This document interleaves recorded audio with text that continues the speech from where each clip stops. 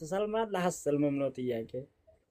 እኔ ከመሐመድ ጋር እንደ በቆሎ እሸት መጠበስ አልፈልግም። ጋንም ገብቼ ኧረ ምን ትጠበሳለህ? ተሰለምክ መልሱን እሰጥሃለሁ። ስለማንታምንበት ነው መጽሐፍህን ስለማንታምንበት ያው አሁን ታመጣለህ አታመጣም? ትሸማቀቅበታለህ። የውሸት ስብከት ስለሆነ ተሰለምክ እኔ እመልስልሃለሁ። አይ አልሐምዱሊላህ ተሰልማለሁ በልና ማልልኝ በሃይማኖት እኔ እመልስልሃለሁ። ተሰለም። አይ አልሐምዱሊላህ እኔ መሐመድ ጤና ደረሰ የሚል ሚውት አደርጋለሁ። ና ቻሌንጅን ተቀበል። ቅድሚያ እኔ ጳውሎስ እንደተገረዘ መረጃ ላንጣ፣ አንተ መሐመድ እንደተገረዘ አታመጣም። እቺን ቃል ደጋግመህ ስለምትናገራት ነው። መሐመድ እንደተገረዘ ማረጃ ታመጣለህ? ግርዛት መሰረት ነው አለ በእናንተ መቼም ነብያችን ያው 11 ሚስት አግብታሉ ብላችሁ በትችት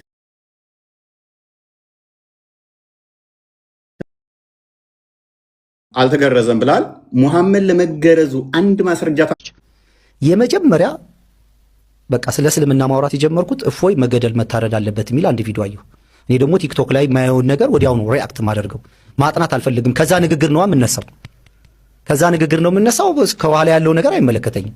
ስለዚህ እዛ ነገር ላይ ስሰራ ሙስሊሞች አክት ማድረግ ጀመሩ ማለት ነው። እኔን የሚያውቁኝ ሰዎችም ምንም አክት ማድረግ ጀመሩ። ይሄ እንደዚህ ነው ምናምን እንዴት እንደዚህ ልትችላለህ ምናምን የሚል ነገር ሲመጣ እዛም ደግሞ የነበሩ ሰዎች አይ ቁርአንን እንደዚህ ስለሚናገር ባገኘበት ይወገድ ብለው ነው። እና ታዲያ በሐሳብ መወያየት ነው እንጂ ምንድን ማስወገድ ነው በሚል ነው ተነጋገር ነውና ከዛ ስለ ጂሃድ ትዳሬ ላይ በጣም ማጥፎ ሁኔታ ደርሷል በዚህ ሰዓት። ምክንያቱም ሚስቴ ሰለምቴ ናት እና ከዚህ የመጣሽ የወሰደች ጥያቄዎች እንዲህ ከአቅም በላይ ጥያቄዎች እየጠየቀችኝ፣ እኔ ደግሞ ስታቶችን አነጋግሬያቸው ሂዱበት ስላችሁ ምንም ሊሰሙኝ አልቻሉም። እና ጀስ አፕሪሼት ለማድረግ ነው እና ያው ትዳሬን በትነዋል ደስ ይበል ለማለት ነው። አዎ ትዳሬን በትነዋል። ቆይ ሂምሌት ከማድረግህ ብትረጋጋ ይሻል ነበር። አሁን እንግዲህ ላሳፍርህ ነው። ተመለስ ሰትስፋይድ እና ተመለስ።